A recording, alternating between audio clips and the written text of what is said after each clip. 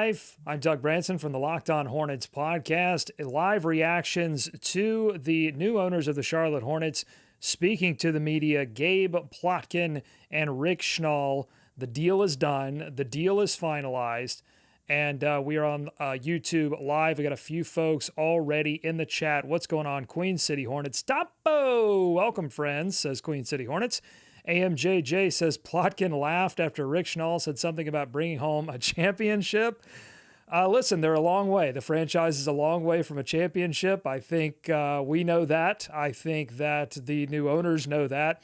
And there was a lot of talk in this press conference. They did take questions from the media. There was a lot of talk in this press conference about patience, about player development, and about what it takes to build an organization that will ultimately attract free agents. EEEEAAA says, what up, Doug, you sicko? What's going on? The sickos, this is a sicko show right here. We're talking August 3rd. There's no basketball being played. And we got a couple of hedge fund bros. We got a couple of business titans on the podium talking about basketball. And we're talking about what they're talking about. So this is the Ultimate Sicko podcast. And Randy saying, what's good? What's good, Randy? Topo to Breyer. We got everyone up in the chat. Hit me with your questions. I don't know if people watch that live broadcast. I don't know if you're just tuning in and you haven't watched it. So I'm going to go over, I basically took notes of this thing. So I'm going to go down the rundown here of what I noticed, what I heard, and just give you my thoughts on that, and then head back to the chat occasionally for questions. By the way, if you haven't signed up for my Substack, it's everyhornetsboxscore.com. Certainly will be writing something about this on there. I do game recaps. If you watch the show, you know the drill. Everyhornetsboxscore.com. Help support me there. So let's talk about this. We got started. We saw Del Curry emceeing the festivities. Good call. You get the ambassador there. No tie, casual look. The black suit or the black jacket with the black shirt. I mean, I like it. Del Curry looking like the man in black. It was great. New in it. He called this next chapter new and exciting. I mean, we'll see. We'll see. That's really up to Rick Schnall and Gabe Plotkin. There was no Michael Jordan at the podium. He was not. I don't know if he was in attendance. I don't know if he was in the building, but he wasn't on camera. It was just Rick Schnall and Gabe Plotkin. I think that was important. You want to, there was a lot of talk about like Michael Jordan taking the minority stake in the team. He's not completely leaving. I think the NBA wants you to know that. I think the new ownership group wants you to know that. There are a lot of fans of Michael Jordan. And even if you didn't particularly care for his leadership of the team, I think still most people enjoyed the idea, at least, of Michael Jordan being the owner of the Charlotte Hornets. So I think it was important that they maintain that connection while trying to step back. And I didn't expect going into this that they were going to, go scorched earth on it and say we totally reject what happened because Michael Jordan's still a minority investor. And one of the guys, Gabe Plotkin, was a minority investor under Michael Jordan. So there's too many connections. And Rick Schnall was talking about going to his basketball fantasy camp at 35 years old, 20 years ago. So there's too many connections at this point, for there to be that sort of abject rejection of the Michael Jordan era of ownership that, may come subtly over time as they make different decisions, as they invest in different areas. But I don't think that's ever going to be sort of verbalized in a way where I'm going to constantly look at Phoenix as the example where you have Matt Ishbia coming in, taking over a team where you had an owner who was not liked by the fans at all. He was a very unpopular owner. And so you had a guy coming in and he is going to say, I do reject, what that guy is personally, but also, Matt Ishbia came in and was very aggressive on the basketball front as well. To me, the main takeaway from this entire press conference is that this ain't going to be that. Okay, you're going to have you still got Michael Jordan around, and you have two people that I think are interested in making sure that this is a good business, and obviously winning basketball games would make this a better business. But I think the focus is going to make sure that their investment pays off, and and that's going to be priority number one. And then under that will be, what that sort of top level of winning looks like. So you had Rick Schnall introduced as co-chairman and governor, and then Gabe Plotkin as the co-chairman and alternate governor. And really the governor piece of this is who gets to make the vote, when they do the voting for, when they bring all the governors together, the 30 governors, and they vote on things, who gets to actually say, all right, this is how the Hornets are voting. So that seems to be Rick Schnall, not Gabe Plotkin.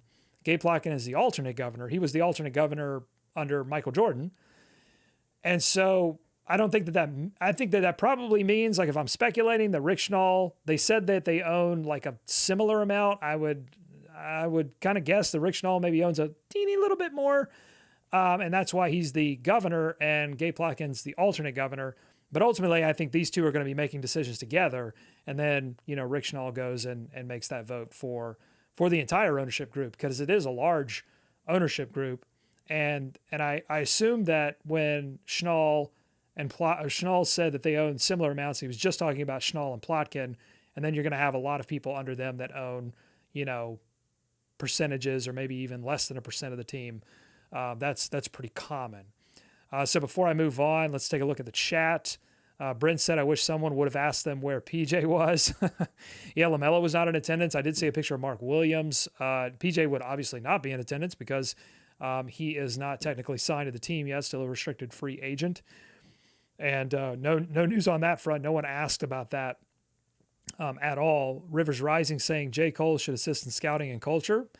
I mean, look, they definitely highlighted the number of people that they have in this ownership group that are local. They really stressed that. And I think they were stressing that because anytime you have an ownership change, you're going to have people that are stressed about that team moving. And especially when the two co-chairmen that are taking over, one is from New York and one is from South Florida. Now, Schnall says he's bought an apartment in Charlotte, says local ownership is important. He wants to be here a lot. That's fine. But they're not from Charlotte. And they're not from North Carolina. They don't have that connection that Michael Jordan had. And so there is going to be that concern. And so they were pointing out, hey, we've got a lot of people in this group that are from North Carolina. Now, do I think that matters to whether they ultimately move or not? No.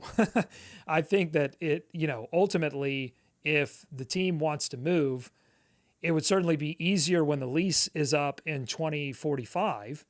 But even before then, if they wanted to make a move, I don't think it's going to happen in the next couple of years, but if they wanted to make a move 5-10 years from now, somehow these business dealings, they find a way to happen if they're going to happen.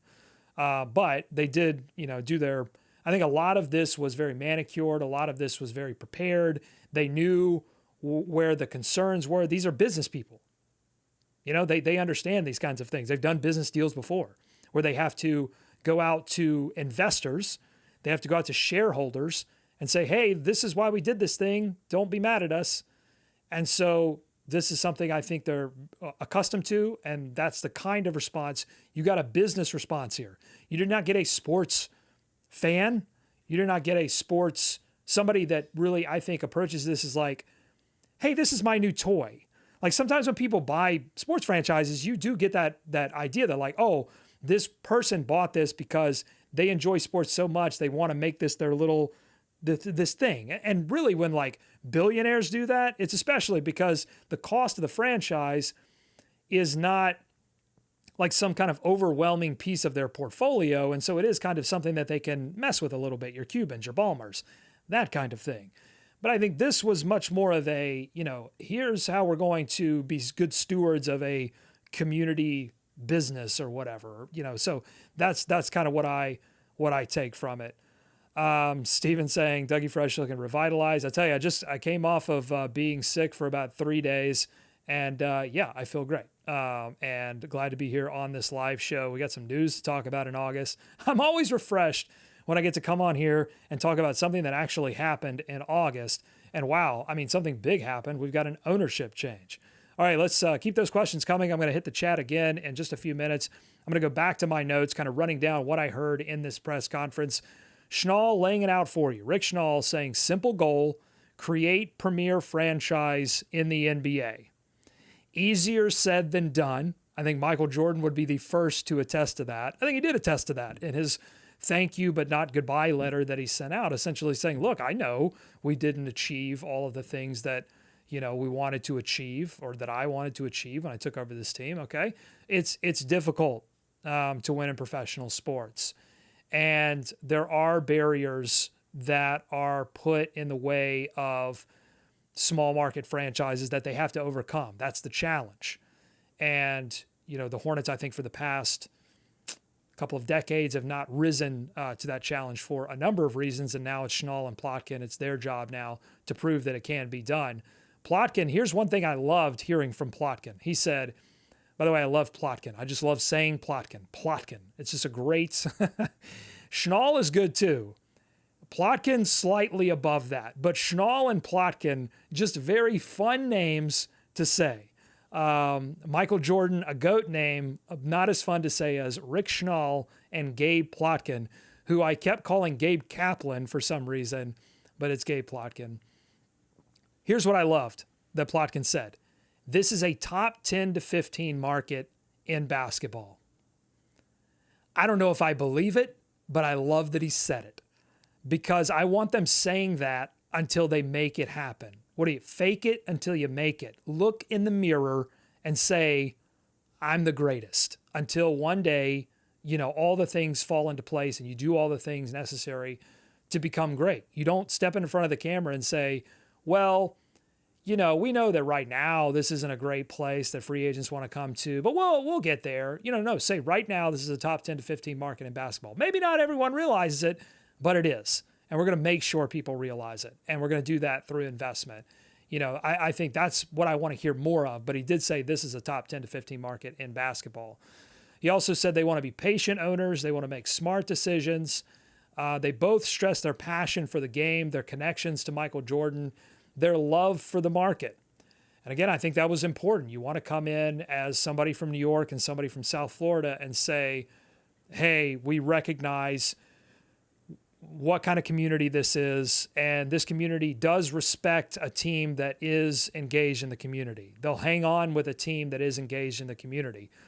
Because I don't know what this fan base would look like if the Charlotte Hornets did all of this losing and you couldn't fall back on the outreach that Michael Jordan, the investment, the monetary investment that he made in areas of Charlotte that desperately needed monetary investment. And Michael Jordan, the strong stands that he took against HB2, the bathroom bill, when the Hornets lost when the Hornets lost the All-Star game, those strong stands, like I can't imagine, what this fan base would look like with the losing, and if all of those things didn't happen. So it's good that Plotkin and Schnall understand that to some extent, and hopefully they can put their actions to those words and continue that investment while at the same time putting a product on the floor that people can be proud of as well. Because I think I'm proud of this franchise from a community involvement perspective. There's no doubt about that. I mean, they've renovated parks. They've done all of the things that you don't have to do. You don't have to do it, but they do it. And, I hope that continues and they win some basketball games. So we finally got to the questions after that. Scott Fowler said, why did you do this together? And do you own the same amount? Schnall said they did it together because it would be more fun. I think probably, okay, I may agree with that, but I think there were also probably some financial realities of like, hey, you got to come up with $3 billion. It's not easy to come up with the money, and you not only have to come up with it, it's got to be, you have to come up with it in such a way. It's like I imagine that the NBA governors would only approve an ownership group if they felt like, okay, not only can you pay to take the team, but once you pay to take the team, we also have to know that you have enough money and investment that you can keep cutting the checks like a year from now, or if you have a bad business deal somewhere else, you can still keep cutting the checks. Like there has to be some like a little bit of liquidity there so that a team, you don't have a situation like what happened with George Shinn when he moved the team to when he moved the Hornets to New Orleans, and then had to sell the team because everything else was falling apart for him. And so you had a forced sale. The NBA had to end up selling the team. They don't want that to happen again because it looks Bush League. It looks like, like some like professional lacrosse league or something where teams just suddenly fold. You can't have that happen in the NBA or the NFL or the MLB. So there were some financial realities that I'm sure, look, if somebody can't come in like a Ballmer or an Ishbia or some like business titan and come in and say, all right, here's $3 billion, and don't worry, I've got a couple other billion over here if things get rough. So, instead they had to do this kind of group pulling together of funds, I imagine. But I'm sure it is more fun to, especially for Schnall and Plotkin, who have to make these decisions, and in concert with Michael, who they said essentially told them, like, if you need me in some area, I'll be there for you. And I think that might concern some fans who would like a clean break. But I think for the most part, this is going to be a cleaner break than people realize. I think Michael loves the idea of being involved in the NBA. I'm not sure how much he loved being involved after all this time. I think it was interesting at first, and you saw him being super involved in the day-to-day transactions of the team. And then that became less and less over the years. So I don't expect him all of a sudden to get super interested. I think Schnall and Plotkin are going to have pretty much free reign to do as they please. All right, let's head back to the chat.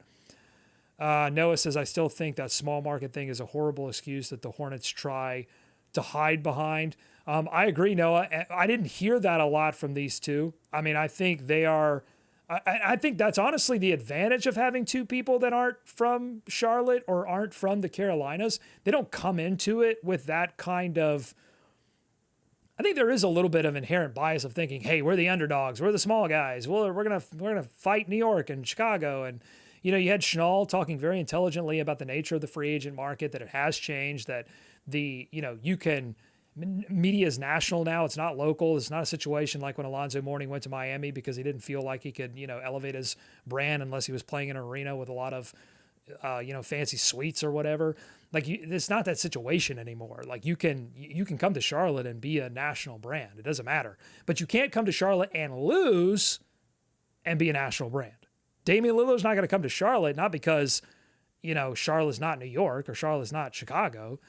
He's not going to come to Charlotte because Charlotte doesn't have a history of being able to bring in multiple stars and go after championships. So yeah, but I agree, Noah, that's a silly excuse, and I hope they don't lean on that anymore. Everything Buzz City says, anybody else feeling a little bit more optimistic now? I think so. I'm feeling a little bit more optimistic only because it is changed. I don't think I'm feeling like crazy optimistic because my takeaway from this whole press conference was not these two are Matt Ishbia and they're going to come in and just like clean house immediately and they're going to go after big time free agents and they're going to spend whatever it takes. You hear that sometimes when people take over franchises, they say, we're going to spend whatever it takes to make this a win. I didn't get that. I didn't get that vibe from this. I got a lot of words like patient and a lot of words like player development and a lot of words like we have a good core. They did say that we don't intend to make any changes. There's a little confusion about what exactly they were meaning here. I took this to mean they weren't going to make any changes to like front office. They did say basketball ops in the short term. They mentioned Mitch.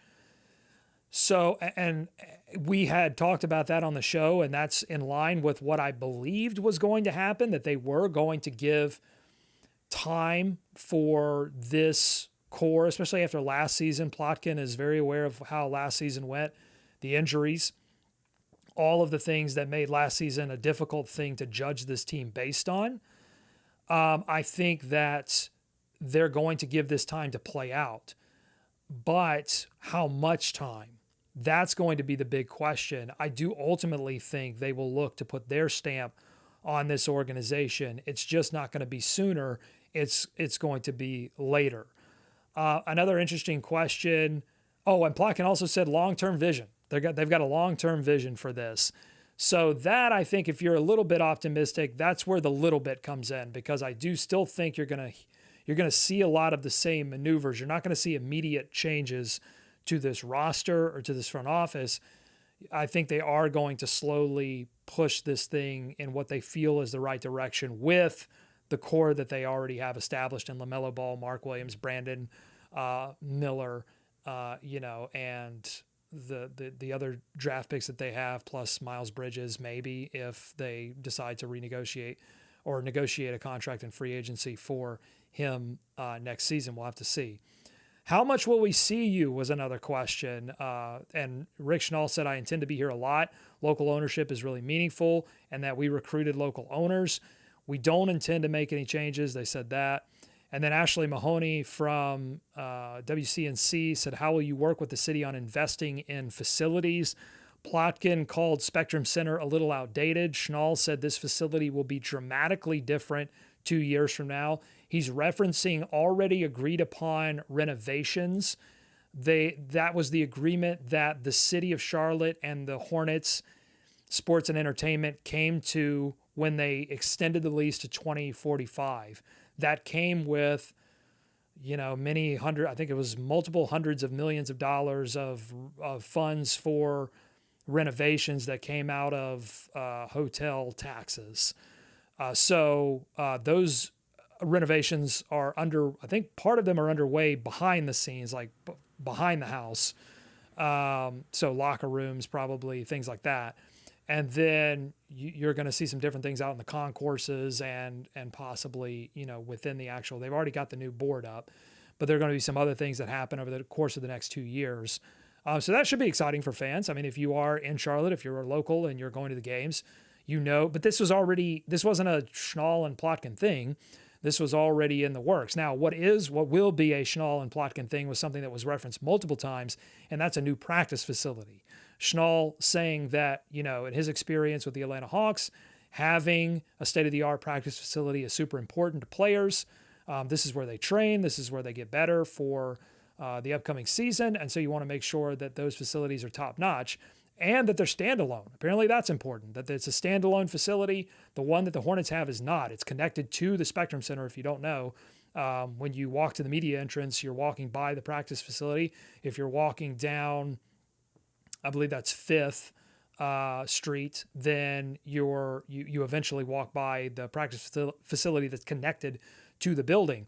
The rumored practice facility that's coming it's rumored to be, but I don't think any of this is official, but rumored to be where the current transit facility is, right next to Spectrum Center where the buses park.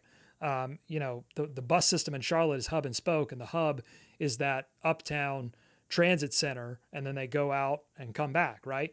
And so there's been talks of moving that bus depot underground and then putting a building up. And there's been a lot of building in uptown lately.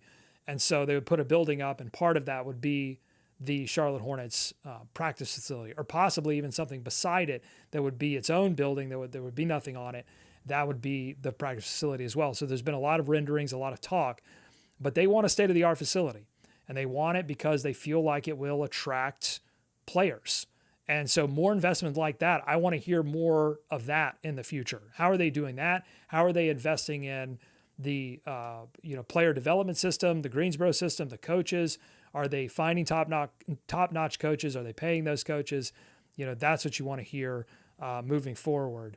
And just, it's little stuff that I don't know how much you're going to hear about, except from like national media members that get whispers of this stuff when they're talking to players and different things. But it is also like the hotels that they put players in on the road, the plane that they're sending. I mean, these are all things, they're luxury goods. But if you're trying to, but so are players. Players are luxuries. They cost a lot of money to bring in top tier players. And so you have to spend money so that when that top tier player doesn't have this reputation, or the team doesn't have a reputation that a top tier player is going to reject. And so that's, again, where that little bit of optimism comes in, is that hopefully you'll have Schnall and Plotkin doing a reputation reset.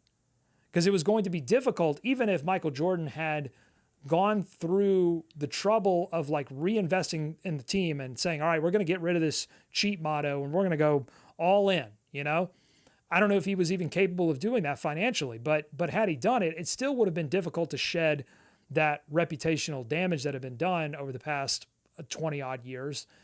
And really even going back to Shin, like, I mean, Shin wasn't, he didn't have the checkbook out either. This has been a franchise that's always been viewed as cheap. This is not a Michael Jordan only thing. So this is a chance for a reputational reset. And you've got some folks that know, you got some business folks that know what it means to have that reputation of being a world-class organization. I think they said best in class. They wanted to make this a best-in-class organization in their press release. All right, let's head back to the chat before I get to more. Blake saying totally rational and reasonable reactions after the new owner's first press conference. Better owners than MJ. More hope than anything MJ has given us in the last few years. Well, Blake, Michael hasn't given us much. He hasn't been in front of the cameras, and I think that'll be interesting to see as well. How much will Schnall and Plotkin put themselves in front of cameras to answer questions from the media, but also when they're out in the community answering questions in those, in those places as well. And I think that's why it was important for Schnall to say, hey, local management means something. Local ownership means something.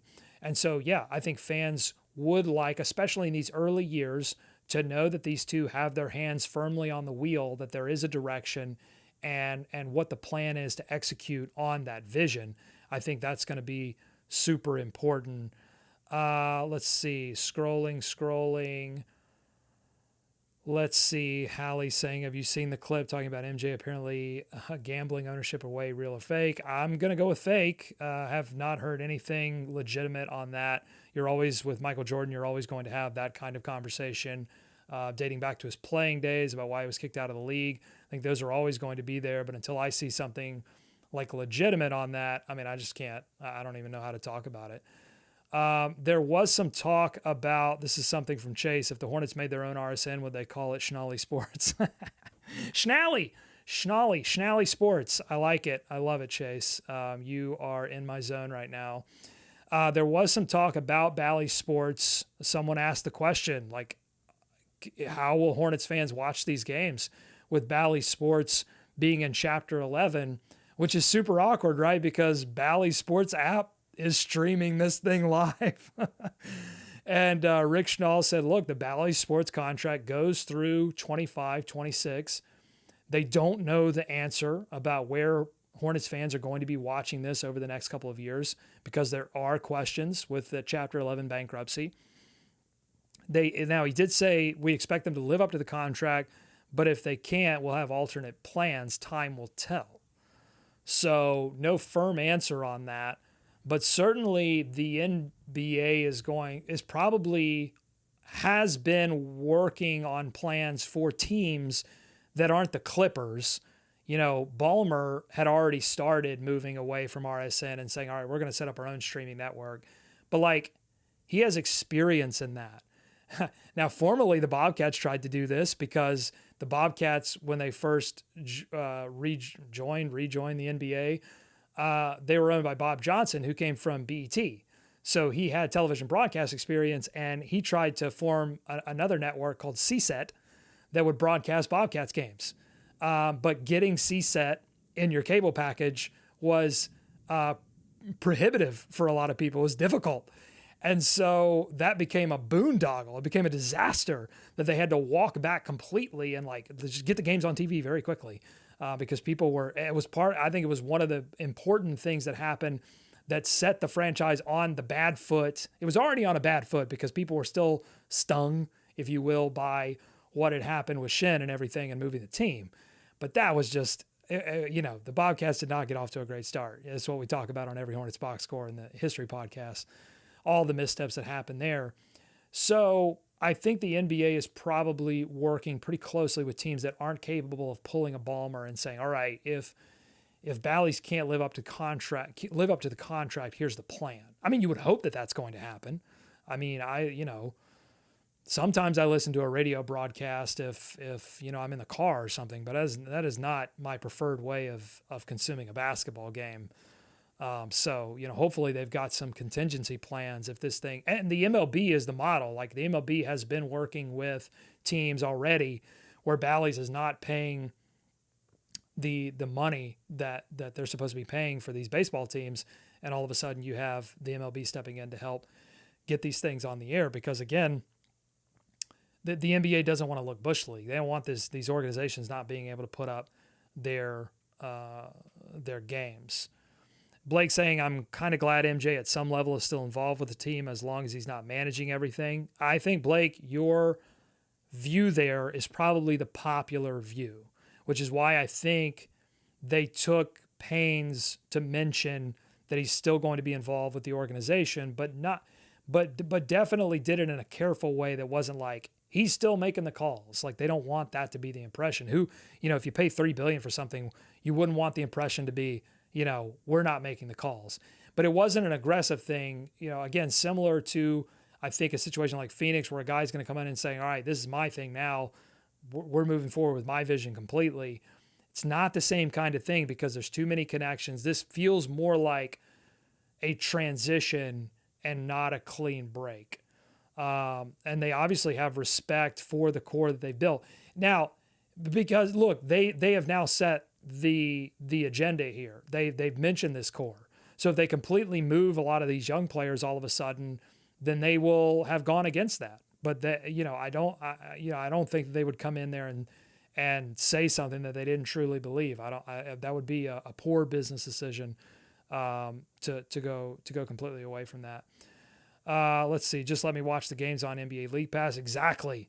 I mean, if the end of RSNs mean the end of blackouts, I think we'll all be better for it. Hopefully everybody gets to keep their job, and we transition the people that were working for Bally's into some whatever this thing looks like in the future. But we got to find a way for more people to consume the product. In the era where more Gen Zers are not consuming the product because they're watching highlights, they're going to every other place. You know why they're watching highlights? Because getting on TikTok is free. Because getting on Twitter, for now, or X, is free. Getting on Facebook is free. These things are free. And so the people that are going to consume your product and pay for it at some point with their disposable income 10 to 15 years from now, they're going everywhere except the place where you watch the full games, because everyone's cutting the cord. Their parents are cutting the cord. They're cutting the cord.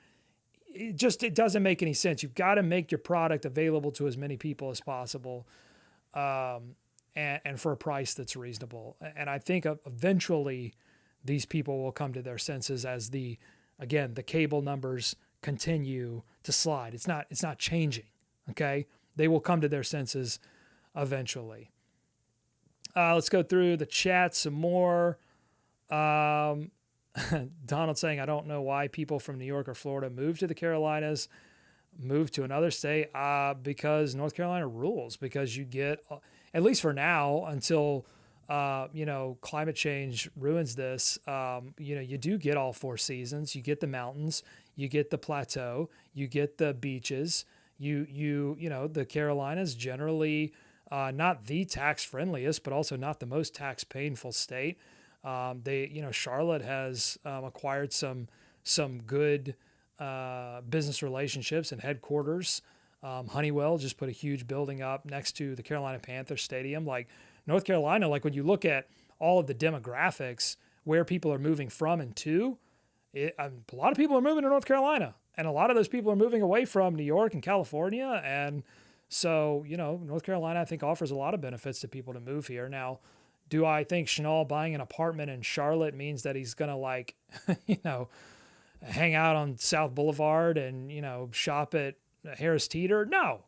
I think, he'll be here. He's a jet setter. He probably lives a lot of his life on a plane, or in traffic. He's going to be moving. He does have other businesses.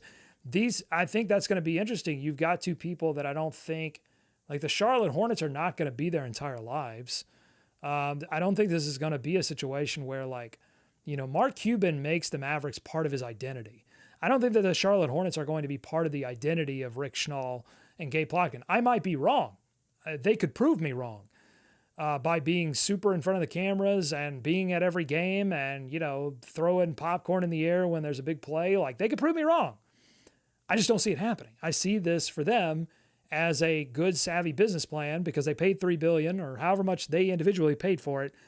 If they hold on to this thing for 10, 15 years, it's going to be worth 3-4 times as much. I mean, there's just like when you see what Michael Jordan invested and what he got out of it, sports isn't going anywhere. People love sports. Sports seems to be growing. This is just a good investment, and they're going to maintain the business part of that. I think I'm not as certain about like their passion for what's happening. So let me go back to my rundown, see if I missed anything here. Oh, Steve Reed asked the question that I think a lot of fans would want to know. Hey, big time free agents. Are you going to open the checkbook? Are you going to go after the big time free agents? Free agents. And Plotkin said, in part, it takes time and patience, but player development is important. He pointed to Miami as an example of the player development. And while true, they do have, it's the whole thing on this show. Where do they get all those wonderful toys? How do they do it? How do they pull these players out of obscurity? And how they do it is, Pat Riley has built an extremely powerful culture of winning, and heat culture is a real thing. And they have a great player development. They've invested in that. And finding Pat Riley or Pat Riley going to Miami to be that guy, to be that czar is very important. So they got to find that guy. Mitch Kupchak is not that guy. Mitch Kupchak is not Pat Riley. Okay. So that's step number one, find Pat Riley or find something that is somewhat Pat Riley plight, if you will. And the other part of that is that Miami also uses every single tool in their tool belt to put a franchise together that wins. They make trades. They get Jimmy Butler. They're going after Damian Lillard. I think they'll ultimately end up with Damian Lillard. Now, again, going back to what we talked about at the beginning, there are built-in advantages for Miami because they've been contenders, because they have Pat Riley, because they have Eric Spoelstra. There are built-in, because it is Miami, they have certain built-in advantages. But it didn't just become that. It didn't automatically become that. They built that. And it's up to Plotkin and Schnall to start that process. It's not going to happen in a season, but they've got to start striking out in the trade market. You've got to bring players in that can then attest to what you've built. Hey, it wasn't my choice to come here, but now that I see everything that they're building, I believe in it. You've got to be able to convince a player of that. But the Hornets haven't even been willing to take that chance. They didn't take it with Donovan Mitchell. Cleveland, at least right now, we'll see. Maybe Donovan Mitchell ends up ejecting to the New York Knicks. But at least for now, Donovan's bought in on what Cleveland is selling. And the Hornets haven't even been able to really have the bravery, I think, to take that risk, bring that guy in that may leave.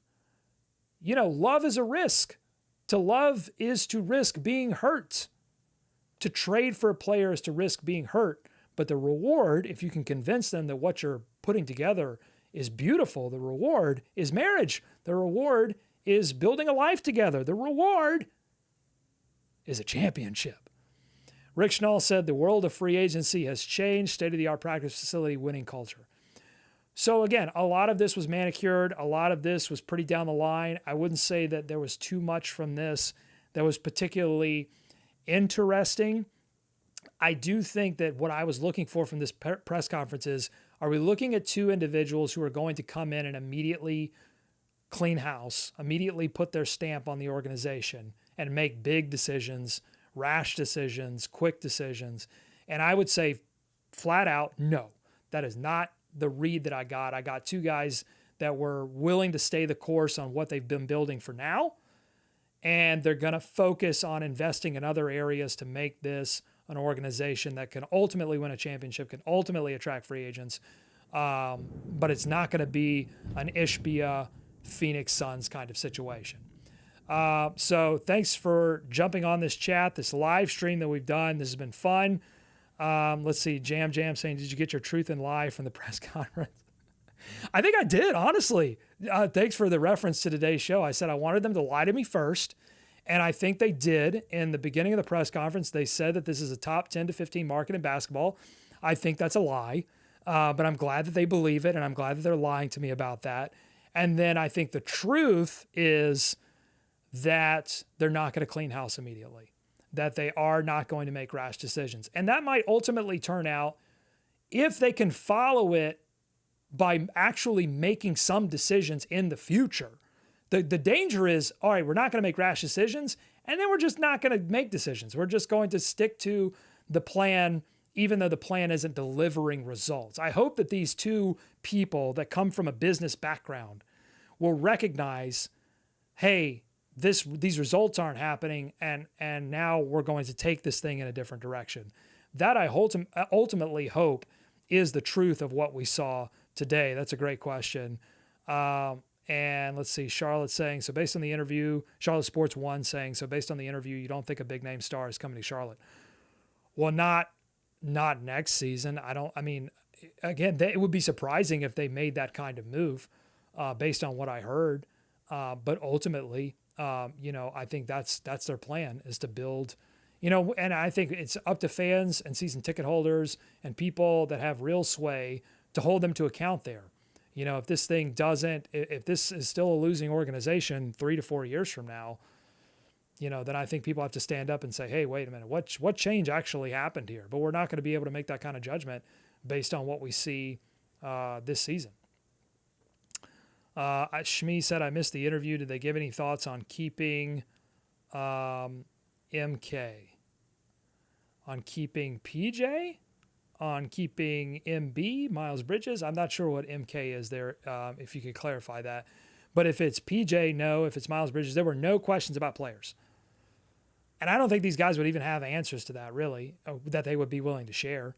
But no questions about their involvement in those transactions. I thought that was a missed opportunity for the media, not asking those questions about, like, what was your involvement in the draft picks? What was your involvement in the decision to bring back Miles Bridges? No one asked about that. This, this was a coronation. And they did say that, and Donald pointing this out here, Donald Duck, quack, quack, saying, what about James Nagy going back to Barcelona? So they did mention, and I don't know that we've got confirmation on this. They may have let this slip a little bit early, but they did mention that 3 of the draft picks are here and that 1 is heading back to Europe. Well, the only one that would be in contention to head back to Europe would be the guy that was playing for Barcelona last year, Barcelona. That would be James Nagy. So seemingly, Mitch Kupchak, MK, gotcha. Mitchie. So there was, yes, they did say that they don't plan, we do not intend to make any changes to the basketball ops in the short term. So I take that to mean that Mitch Kupchak for now is safe. And I think they're going to see how this season plays out. And this is just my speculation on it. I think they'll let the season play out. If the season goes badly very quickly, then you might see some changes sooner rather than later, just to make a statement. But, ultimately, I think you heard a lot of words like patient. You heard a lot of words like smart decisions, not rash decisions. So that's a lot of the vibe that you were getting from this. Okay. And Charlotte Sports One saying, all I'm saying is you never hear Charlotte in talks when big name players move teams. Yeah, you heard Charlotte mention when Donovan Mitchell was getting traded from Utah that Charlotte had spoken to someone about it at 2 summer leagues ago about that transaction, but nothing ever happened. I mean, I'm sure that Mitch Kupchak has made, tried to figure out what's Charlotte's place in all these transactions that happen, but it's just never aggressive enough to the point where Charlotte actually becomes a contender to make a trade. Charlotte's not mentioned as a free agent destination not because it's a small market, because it's not a winning market. Schnall's right when he says that free agency has changed. That happened a long time ago when LaMarcus Aldridge decided not to go to Los Angeles, when Los Angeles was like, hey, we'll give you everything. Well, you can be a star in LA. And LaMarcus was like, no, I'm good.